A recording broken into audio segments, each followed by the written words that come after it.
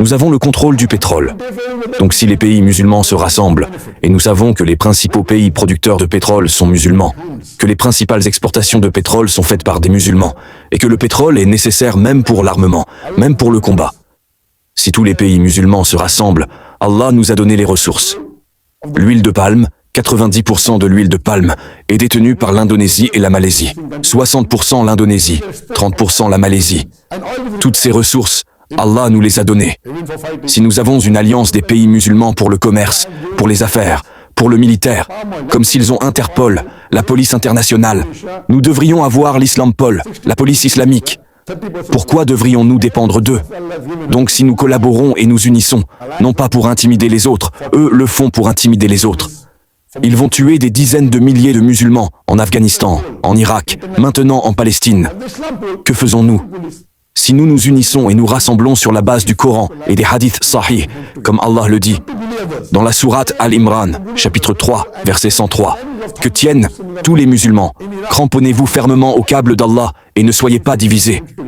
Cramponnez-vous fermement au Coran et aux hadiths authentiques. Donc, Inch'Allah, je pense que c'est la seule solution. Bien sûr, il y a des hadiths et des prédictions du prophète, sallallahu alayhi wa sallam, qu'avant la fin du monde, les musulmans, Inch'Allah, gouverneront le monde. Même si les musulmans suivent les préceptes ou non, il y aura un temps vers la fin du monde. Avant la fin du monde, les signes arrivent. Il y a des signes mineurs et des signes majeurs. La plupart des signes mineurs sont déjà arrivés. Quelques-uns restent. Mais avant la fin du monde, selon les hadiths authentiques, les musulmans gouverneront le monde pendant 7 ans. Pendant 7 ans, il y aura la paix et la prospérité dans le monde entier, où les musulmans gouverneront le monde selon le Coran et la Sunna. Et plus tard, un vent doux viendra, tous les musulmans seront mis à mort très paisiblement. Et ensuite, les signes du jour de la résurrection commenceront. Nous prions donc Allah subhanahu wa ta'ala. Nous ne savons pas si nous serons en vie à ce moment-là ou non. Mais au moins nous devons maintenant soutenir nos frères et sœurs musulmans en Palestine.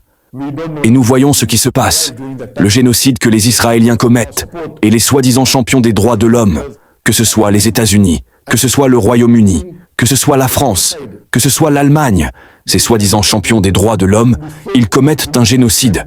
Ils font la même chose que ce qui leur a été fait. Mais Inch'Allah, Allah subhanahu wa ta'ala est avec nous. Que certains des musulmans nous rejoignent ou non. Inch'Allah, Inch'Allah. Un temps viendra où Allah subhanahu wa ta'ala nous donnera la victoire. Et nous, en tant qu'individus, devrions suivre strictement le Coran et la Sunna.